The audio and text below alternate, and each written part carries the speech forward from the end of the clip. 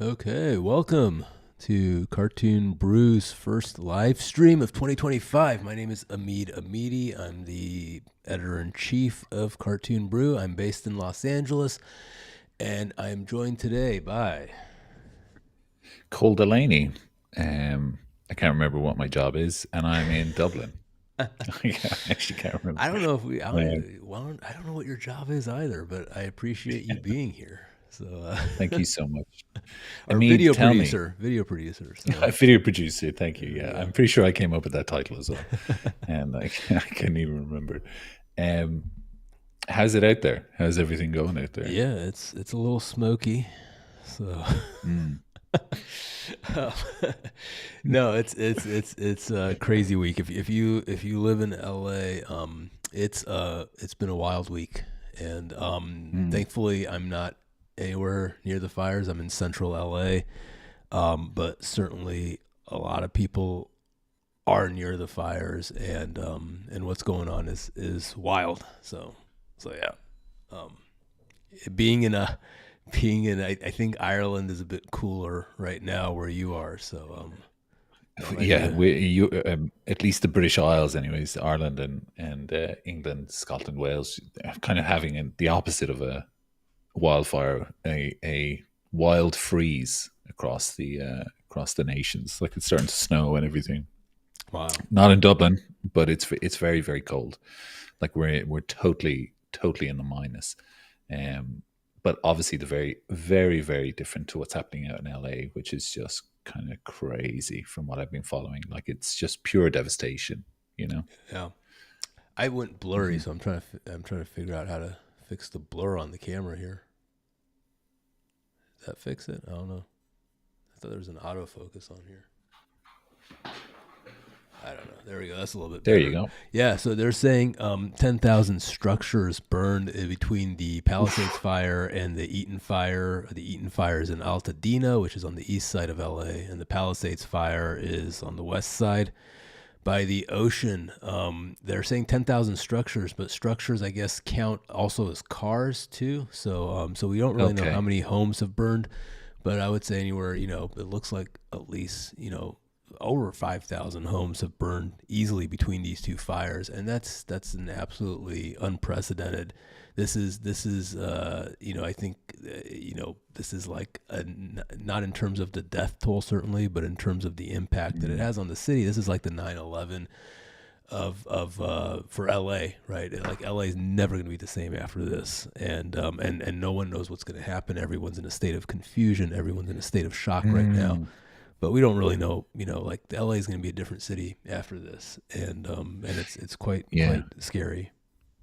I guess it's still in emergency mode because the fires are still going, right? They're Yeah, not out yet. they're not contained. Yeah, they're one of them I They're think not is like contained. 8% contained, and the other is 3% contained. So I mean, they're still What? uncontained means they Oh don't. my I think gosh. what they've done though is even though they're burning out of control, they're burning in the direction away from the homes right now. Right, they're burning. Okay. They're not burning homes as we speak. Right, Mhm. so they're not contained. But most of the damage has already been done. The winds have died down in LA, and I think they have it under some kind of control, even though Mm. they're not contained yet. That's my understanding Now, of it, at least. So, this but this is my question as a European ignorant man. The sorry, wildfires they happen, right? You had wildfires last year as well. yeah, Wasn't there they around LA? Is it a common thing? they happen every year in LA Yeah. because LA is basically surrounded by brush and woodland, and Mm. most of LA County is Angeles National Forest. I mean, it's all we're right in the we built like right in the middle of nature, right? The Mhm. difference here is when there's brush fires in LA, typically they are able to get them under control. They happen in these kind of ravines and areas that are in between the homes, but they're able to quickly knock them down. Mhm. We had a wind warning a couple days ago, and so when these fires broke out, and typically there are power lines falling or whatever that caused these, but the winds Mhm. knocked. We don't know what the cause is, but whatever, they were spread very quickly by the winds. And Mm. it in the history of LA, never have you had thousands and thousands of structures burned like this. You've had Yes. Yeah. significant ones. I think there was one in 2008 where, 400 or 500 homes burned, and that's a lot. But it was certainly Yeah. not on this scale. In 1961, I want to say you had the Bel Air fire, which ran straight up the hill in Bel Air, and it burned I think just under 500 homes. I remember there was a UPA artist, Bob McIntosh, great background painter. I used to know him, and I used to visit him up in Bel Air, and he was on the top of the hill there. And he would always say, "Yeah, I've been living here since the '50s." And the Bel Air fire came right up, and it was like 2 houses down from our house, and they stopped it. So his was one of the only, like, remaining houses from the '50s up in Bel Air. The rest of them below him had gotten burned down. So, but my point being is that if you live in LA, yeah, well, fire is something you have to deal with. The difference here is that a lot of these fires happened, especially the one in Altadena, like it happened on flat land. It wasn't happening in the hills. It's happening in the foothills, right? But it's not happening like, you're not up in these windy hills. You're actually on flat land. And it almost reached Santa Monica and Pasadena, either fire. And those are flatland areas. Like, fires are not supposed to come that low. And so basically what has been pointed out now to everybody is that, LA is very vulnerable. Doesn't matter where you live. You don't need to live up in the hills. You can live on flat land and still be in danger, just because if the wind goes in the right direction and if the circumstances are right, you're in danger. And so I don't know. It's I think everyone's now kind of like freaking out. People in Burbank, like who typically don't worry, like people in the flat areas of Burbank, they typically don't worry about these, but I think they're now like all concerned because, we now know that it can go to anywhere, and these fires, they can spread anywhere. What are houses made of in LA? Like, are they kind of wooden structures? Is it apparently what's straw? the frame? I mean, the way they're catching on fire, it's crazy that we build with wood predominantly. Not brick, concrete. These would seem to be, but California architecture, it's kind of lightweight, and it's a lot of it is wood framed, and that's probably maybe needs to be rethought a little bit. It should be some kind of treated wood. I don't know. I mean, this is if you're going to continue doing wood building, but you look at a lot of other countries and they don't do wood frame construction for their urban centers, right? They do brick, they do concrete. So yeah, but I'm not an urban planner. Right, that's not my job. So, what are homes made of in Ireland? I don't know. Brick, concrete blocks, and mold and water. Apparently, no, it's concrete blocks. Very no wood frames, really. Nothing like that at all. Yeah. Oh my gosh, you wouldn't really see it at all. For like typical houses, it'd be very rare. It's all concrete blocks and. Thick walls. I mean, it's getting lighter still, but as a younger man, I would work on building sites, laying pavements, like cobble locking. That was what I used to do in my summer job and stuff. And all the houses were basically, a concrete foundation and then just blocks, with maybe some wooden interior framing, but very little. If a wildfire caught in Ireland, it wouldn't last very long. Right.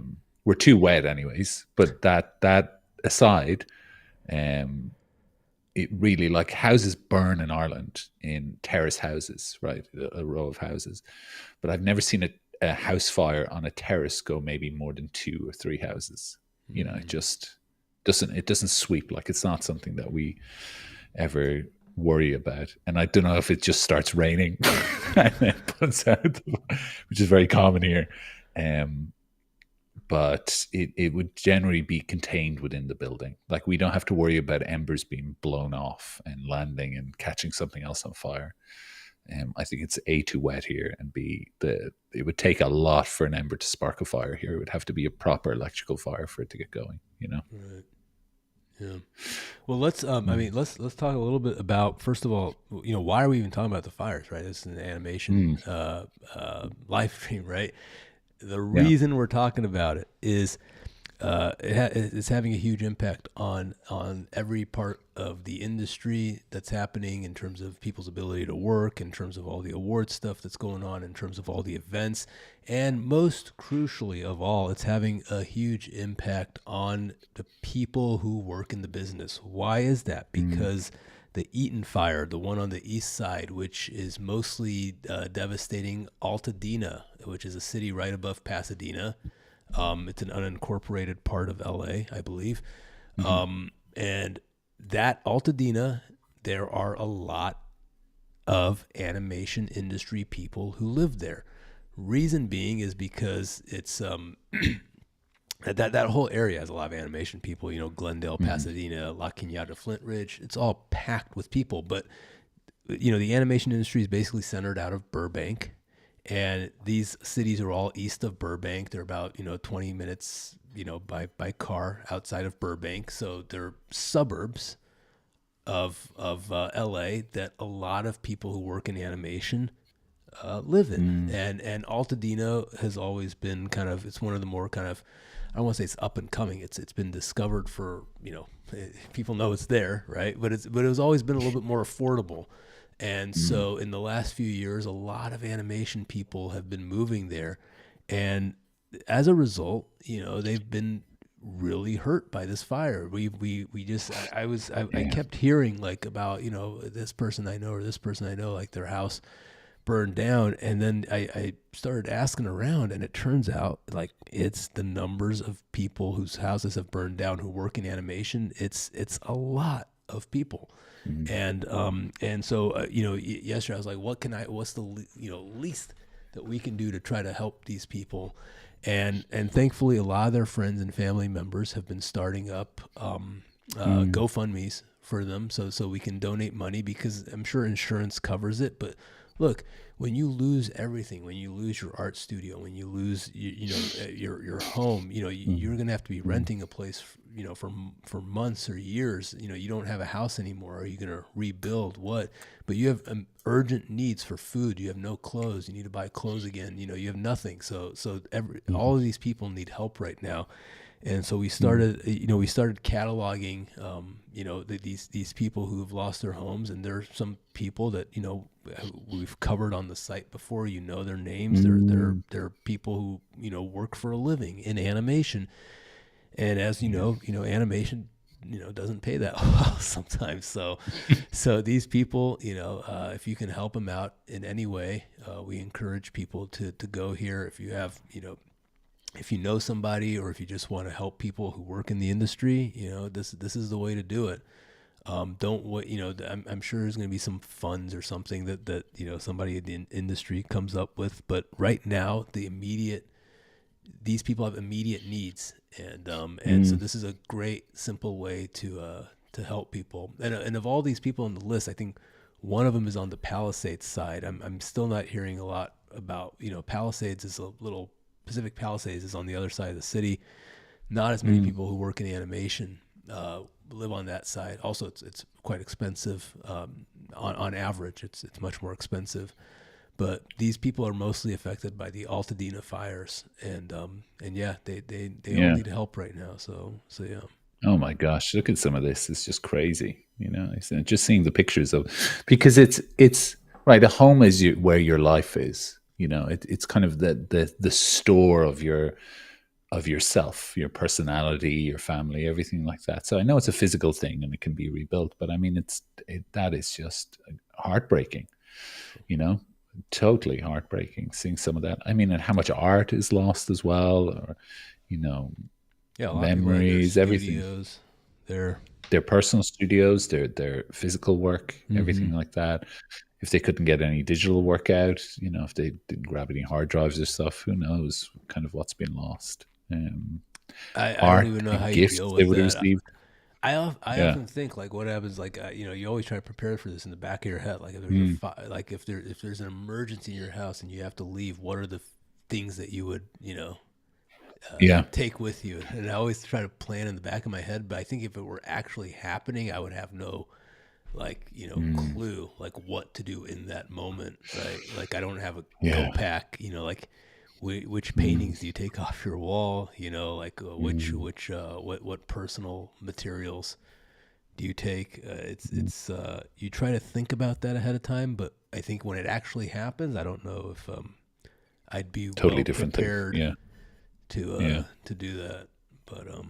But yeah. And yeah, these people had homes, and it's tragic that they're all gone. But So you know what I will say is, looking at these fundraisers, it's been amazing, the response. Already, a lot of these are getting close to kind of the goal that they've set. If you go through it, which is amazing. When some have superseded it, but it just means that there's a lot of people out there who are willing to help and care about this stuff, because these are people we know. These are people we know. We've had them on the side, featured on them, know them off outside of this as well. So it's lovely to see the response. Greg here just he was a sound mixer on my wife's film, so that she just finished, right? So I mean, like these are people that some of these people we actually know, and it's just absolutely insane that they're So Jinko was on our power list. She was Academy governor, and so the fire doesn't choose who if you're it does not care. It doesn't discriminate, right? He'll take out anybody, so Yes, yeah, wow. Yeah. Could Hamid please turn up his volume? I'm going to turn down my volume, and then other people can turn up their volume. Let me try to turn up this. It's already at 100%. The way on your microphone there might be a little green slider on the front there. Yeah. That's also a volume thing as well. Do you see that? Yeah, I don't want to touch it. Okay. I'm just afraid I'm gonna mess something up. Let me. Well, the people are asking for it, Hamid. You gotta give them what they need. Button, and if you press.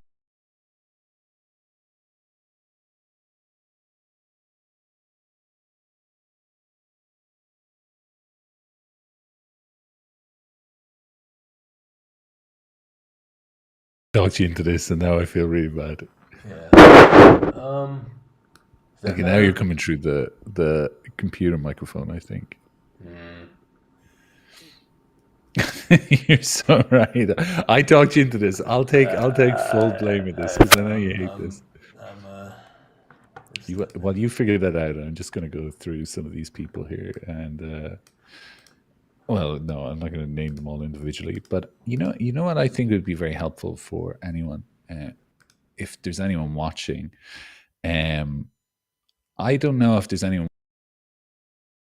who doesn't live in America and has no idea the locations of these things, right? Is there like a map of LA or something you might be able to throw up for a minute? Well, can you hear me right now? I can hear you perfectly again. Is this better? That's your mic. Yeah. I don't know if it's loud enough, but okay. Well, Eric, you can find the link. How about this? Is this better? That's quite good. Yeah. Okay. Eric, on Cartoon Brew, there's an article about how to help the animation industry. I'm actually going to just put it in the chat here. Can I do that? Yeah. And in that article, there's loads of, Hamid has very kindly put links to every fundraiser for everyone who's been listed here and affected. And if you know anybody else that has been affected, please, obviously, I think in the comments or anything, let us know as well, and be able to update the list continuously throughout.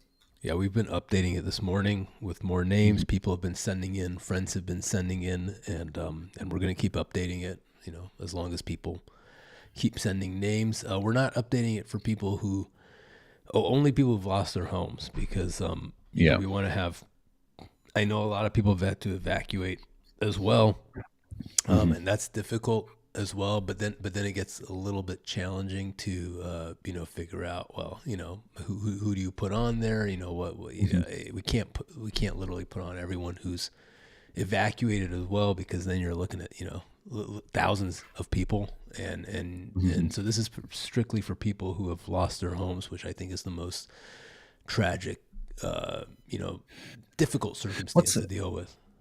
what's the evacuation process then? Is there like, do they have to go somewhere then? Is there, So or just get out? there's mandatory evacuations, and evacuation warnings. Even when there's a mandatory evacuation, you don't have to leave. You can stay there if you want, and fight the fire, and hope you get rescued if something Yeah. bad happens. But basically, if you leave during if you leave during a mandatory evacuation, a lot of people don't like to leave because a lot of times they're not allowed back in, and then so they don't know what's going on. The risk is that you die in a fire. So, you And a got pretty high risk out there, because those exactly. fires travel fast. Yeah. And like, there's You got to weigh it. this is the thing. Especially, and this is a word of caution for anyone who kind of thinks that they might be able to combat this. Anyone who's lived through wildfires or brushes, or seen a kind of a fire like this, you can't predict how the wind will change, where the embers are going to go. It can set things on fire very quickly ahead of you and behind you, so you could get very easily trapped, right? Yeah. Cars can go up in flames, and I remember when I lived in Philadelphia, I remember cutting the grass once, right? Um, in the like place I was living, and in Ireland we cut the grass quite low because it bounces back. But I didn't realize in America that that's a terrible thing to do if you haven't like properly watered the grass, anything like that, because we're so used to just like surface moisture. And the grass that I cut very low, it turned brown very quickly, and I realized how dry the kind of ground is as well. So all that kind of brush and everything, that'll quickly go up. Even if it's green in places like America, it doesn't mean it's not going to burn, So I would be very, very careful in terms of thinking about your life, that you could outrun a fire like that. If there's a warning, it's probably for the right reasons. Yeah. Thanks for look at that little fire in the center there. So Sunset here's the fire. map. Yeah, this was the one. The Sunset Fire was actually the one closest to us. It was about 3 miles away from Wow. where I am. I don't know if you can see the. I'm directly below the Sunset Fire, but so the Palisades Fire, that's on the west side. But both of these have, again, they've each led to about losses of 5,000 structures. The Eaton Fire is the one in Altadena, and then behind it is the hills. To the left of it is Burbank. Well, actually, it's Glendale, and then Burbank to the left of it. So yeah, I wish there were a little more identifiers on these. Let me see. There we go. There you go. How about that? Yeah. So you can see Burbank on the far left, and Yes. Yeah. it's about down the highway there. I think that's the 210 or something. Turns into the 134, and then you go to Burbank via that. Then you have again you have all these areas that are filled with artists like La Cañada, Flint Ridge. I think it's been tense there. They had warnings, but they weren't told to evacuate. But at one point, I think they had maybe they had a mandatory. I don't know, but they were certainly encouraged to leave because they thought it might go to La Cañada, Flint Ridge, which again is packed with artists over there. And here you have Pasadena. You had the Rose Bowl right there in the middle, but Art Center College of Design was in a mandatory evacuation up in the hills of Pasadena. They just didn't know where the fire was going to go. So we have a comment. Naomi says, "Can Cartoon Brew organize an animation festival to help with funding for fires? I could contribute with work on a project." That's a great idea, but I think the ambition of putting on an event to raise money, it's not going to be as effective as simply, we know who these people are that need money right now. Sending money to them directly is the most effective thing to do. Making an event to help people is simply adding another layer of bureaucracy into a situation that needs as little as bureaucracy as possible. we need to help people directly when we can. Mhm. So yeah, it's certainly a good idea, but Mhm. I'm not a believer in events to raise money. I think you should just help people directly, Yeah, especially if you know who they are, right? And I'm sure and there's I guess once the dust settles, no pun intended, the on this kind of whole thing, then I think those kind of things become more of a more needed, right? These kind of bigger funds, it brings more awareness to something rather than right now, which is like you're kind of in emergency relief stage, like true exactly. emergency relief.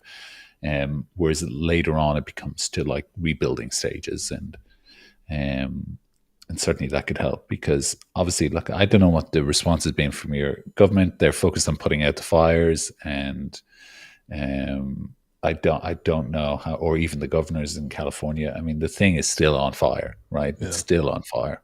So that has to kind of solve first before we start looking at everything else. Yeah, I and say we. I got nothing to do with this. Sorry, everyone. I won't be involved with putting out the fires. Yeah. we're counting on you, Cole. We're hoping Yeah. we were hoping you would fly over today to help with the Fly over firefight here. Ireland and like Yeah. squeeze Ireland over it, and all the water would put it out. Yeah. Ireland is looking more attractive, and this is a really interesting point.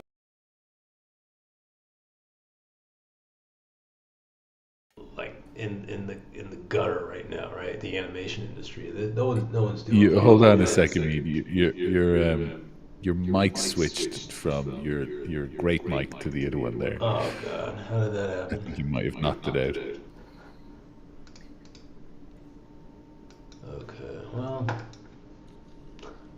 it's just one of those days, huh? Listen, Listen, putting out putting out fires fires everywhere. everywhere.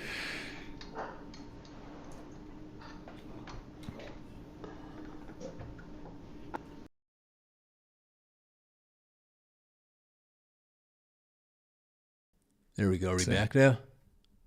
yeah, we Are we are. back? You Yeah. were So talking about Ireland being an attractive prospect. no. Well, no. I don't think I was saying that, but but what no, I was, but no. My broader point Quote though him. is that the industry is in the gutter right now in LA, right? And Hmm. certainly the last few years have been insane, right? We've had Mm. this COVID pandemic that started work from home for artists, right? And we have AI come in, and there's all these questions about the future of the industry, right? But then on top of it, you have this happening, and Mm. there's got to be questions about, is LA, is LA, a necessity to be the hub of the U.S. animation industry? I mean, what's going to happen after this? Are people going to start? A Mm. lot of artists might just want to move out of LA, right? But certainly in Mm. the past few years, a lot of artists have moved out of LA and they continue to work in the industry, right? Because Yeah. you don't need to be in LA anymore to do this kind of work. LA Hmm. is, as someone who's moved back here and is living here, I can tell you it's kind of unlivable right now as a city, right? In terms Mm. of cost, it's insane. Who can afford to live here, right? In terms of traffic, like you can't get it. You can't even go across the city. LA used to be known as like a 20-minute city where you could get to any part of the city in 20 minutes. That was 40, 50 years ago, right? And you tell that to people Yeah. today, it's a joke because you can barely get from one small part of town to another in 20 minutes, right? But Mhm. is it necessary to live in LA? Well, I think what happened with all the work from home stuff that came about during COVID, and certainly this now. There's got to be questions about how necessary is it to live in Mm. LA to work in the animation industry? Can we have a more remote animation industry? I don't know. Certainly, moving out of LA has got to be a lot more attractive after what's happened uh, after Well, what's yeah. happened over the Well, last week, right? The way we've yeah. started 2025. Um, don't put all your eggs in the Irish basket, everyone. It's also expensive to live here. I'm not gonna lie, it is expensive, and sometimes we don't have enough housing. I know it was an issue with Kilkenny where they literally didn't have enough houses to put the people in that were hired. So Naomi, you're welcome. Maybe try Scotland first. Get over. But you know, that's the thing with LA too. We have a housing shortage, and the housing stock that is here, it is Mm, abysmal, right? So many of the really. apartments here are 40, 50 years old, right? I mean, they're kind of like, you know, you wouldn't even want to live in 70% of the housing stock in Burbank or Glendale, right? It's just it's Mm, I don't want to say it's decrepit, right? But it's like you don't want to live in these kind of places. It's not new housing stock. The houses all yeah. they have this kind of musty. There's a very specific musty smell to a lot of places. Mm, Older homes here can't be healthy for you, right? And why are people scrambling to live here? mm, I'm just talking because I'm probably speaking a little, you know, from my own opinion here, but I don't think LA mhm, is you know, if you have a home, great, you know, like that's great. But if you're just kind of like renting or have a smaller mm, place, you know, like there's no need to live in LA, right? I guess even if mhm, you have a home now there's all these new fears about, will my home remain standing with what, this has been kind of, I think, a wake up call, what's happened, the way mm, this year has started, that it's kind of like, people need to start thinking seriously about LA and whether, what role it plays in the future of the animation industry and in their own lives. Anyway, we mm. can move on. So Well, I did. yep. I just wanted to make one point before we go on. It might be a bit morbid, but uh, I don't know how quickly LA will recover from this. Because if you're saying something, you can average about 5,000 homes burnt, right? And these fires, okay, they're not contained, but hopefully they're moving the wrong way or the right way now. That's a home as a family in it. That's 5,000 families. Where are they going to be staying? I don't know any contractors in the world that would be able to kind of recover and start building things back quickly. Um, to what's going to happen to these poor people? Obviously, this fundraising is a great thing, and that's money and that helps. But it's not an exhaustible thing. What's the long term solution here? Or sorry, what's the short term that fits to the long term? I don't know. I've never. This is kind of unprecedented for at least American stuff It that so many is, people are being yeah. thrown out. And also, should be pointed out that LA, California building Mhm. standards and building codes, they are incredibly cumbersome, right? It's much more difficult to build a house in California than it's That's so going to you're have to change so very quickly. they might Yeah. have to change some things, but I can also tell you they're probably not going to build back. Like there's entire, parts of Yeah. Palisades and Altadena that are just gone, right? Like it's going to Yes. take, even the homes that are standing, they're going to be surrounded by mass construction, and they have smoke Mhm. smell in them. They're going to need to be, refurbished. Like you've Yeah. had entire neighborhoods that are gone. I'm not sure if you can build those back, Yeah. but certainly, like you say, there's going to be thousands, and it's going to put a lot of pressure on the housing market here. People are Mhm. going to be there's 5 to 10,000 people now who need to rent places, or Yeah. like it's going to cause a lot of problems, and I'm not that's not my job. I talk about cartoons. We talk about cartoons, so we don't, Yeah. we Sorry. can't really deal with that part Back to of it. cartoons. Yeah. But Yeah. but yeah, I mean, let's talk a little bit about the other impacts that it's had. Mhm. I mean, these are minor impacts compared to everything, but certainly Disney, through this week, they said that they're not going to be in office. So people are going to be, working from home, and that goes Gosh, to, I hope so. yeah. Yeah. Well, except for the ones without a home, right? Maybe they should, Oh, you're right. that's Yeah, yeah. Well, they might have to. I mean, yeah. the 2 points I want to make here are the studios helping out. I mean, these people that we put out Mm, on here who have suffered, they're all working for the big studios, and I'd love yeah. it if these studios like, DreamWorks and Disney and Warner Brothers and Nickelodeon, if they actually, came through and did something for Yeah. these Yeah. workers, if we're all family, right? If they say you're Mhm. family. But the other point I want to make is, like Disney said, they're working from home, and we have a comment here from Me Richie. He says, have friends who started in the animation industry during COVID. They have never worked Hmm. in office, right? So again, like we're used to working from home now, right? This is not a Mm. this is not a new thing that we do, and it's just another, it used to be a pandemic, now it's a fire, and people are adapted now to working from home. So it's Mm. just the new Mm. reality. The Critics' Choice Awards. This is award stuff, but all the awards in LA, and there's many other awards that we don't cover, but the ones that we do cover that have animation categories, like the Critics' Choice, they've been postponed from this weekend to the end of the month.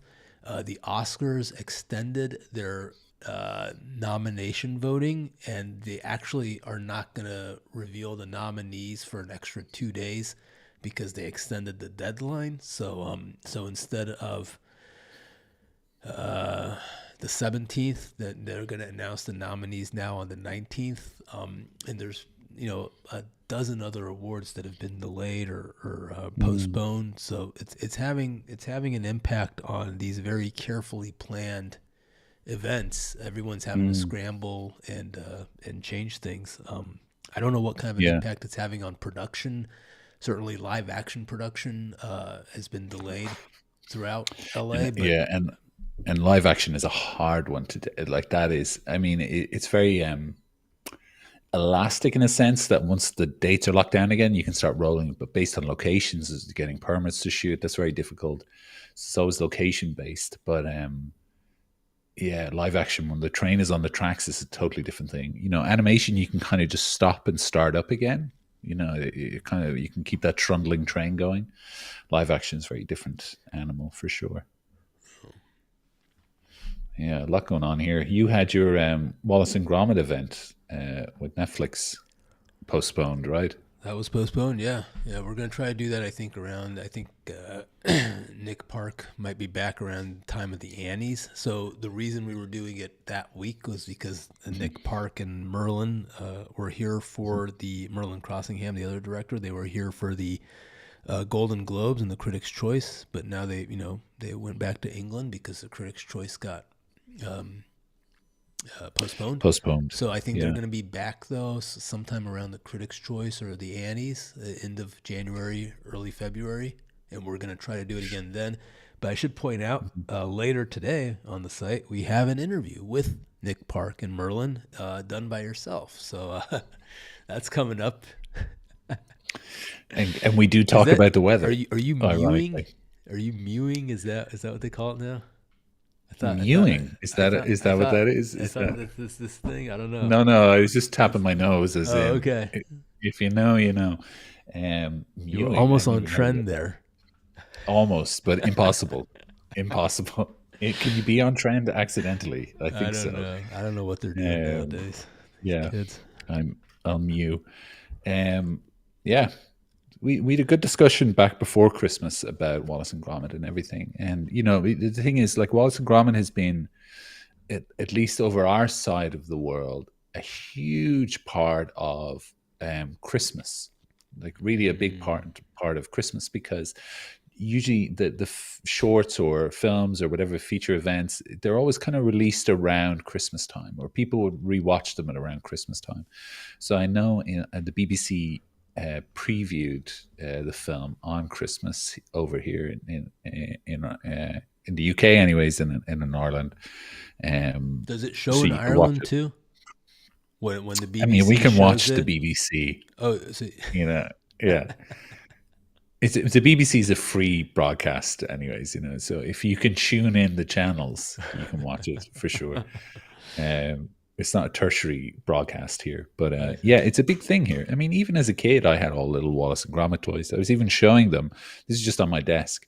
This little Gromit thing I had in school, which is like a ruler Oh, and it's a and an ruler. eraser and a pencil sharpener. All these different parts of it. That's so So cool.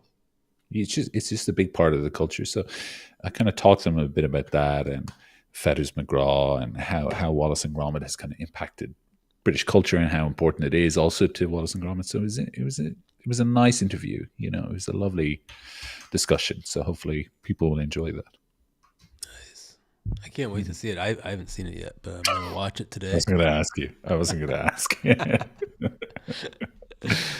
No, but I will watch it later today because we have to get the story up. So yeah. Yeah. But and speaking of Wallace and Gromit, one of the key contenders now for the Oscar. They, it's I would be shocked if it wasn't nominated for an Oscar. It's been nominated for a Critics' Choice and a Golden Globe, but we want to talk about the Golden Globe because the winner of the Golden Globe was something that no one saw coming. It was Gint Zilbalodis's film Flow, which is a European independent feature made for under $4 million US, completely dialogue free.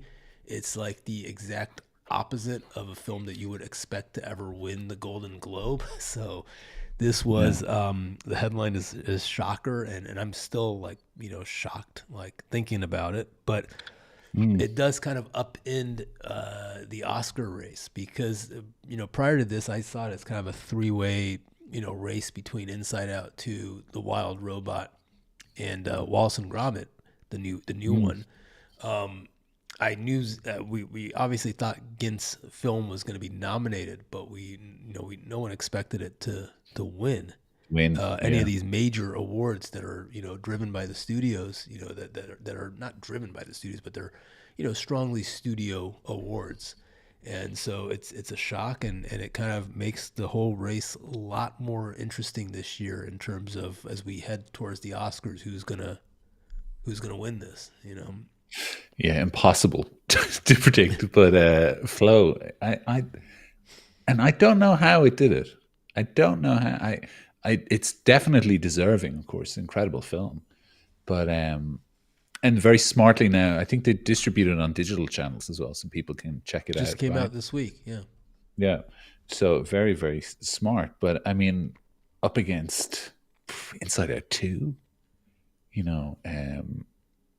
The Wild Robot. These are incredible films. Insane. Like insanely good films by huge studios that have the money to. I mean, even on your screen there, it's surrounded by The Wild Robot, right? So they have the money to kind of promote and say, think about this stuff and look at all those laurels that it has down the side. Yeah. But thank you. Let's thank Universal here. thanks, Universal. Thank you, Universal. Let's not forget that, no, but what we should thank them because they do keep us in business, and not Universal, but the take studios, your 2 minutes. Right? Yeah, take your 2 minute thank you for Universal. I'd like to thank. I should also thank Universal because they keep me working over here. So there you go. Thank you, Universal. But Flow did very well at Annecy. It did. Yeah. It swept festivals. That's the word I'm looking for. It's done very well because it's actually a very good film, and it's a hard thing to do. And I've never talked to Gintz or met him or anything like that, but I was a big fan of Away when I saw that, and that was entirely self-produced. Yeah.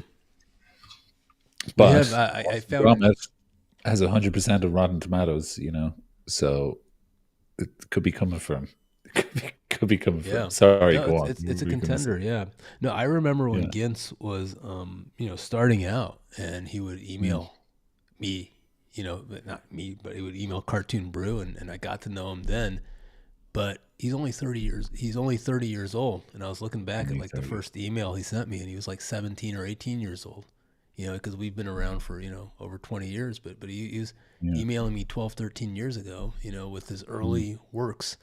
And so seeing that trajectory of how he's gone from, being a student and just making his own films by himself.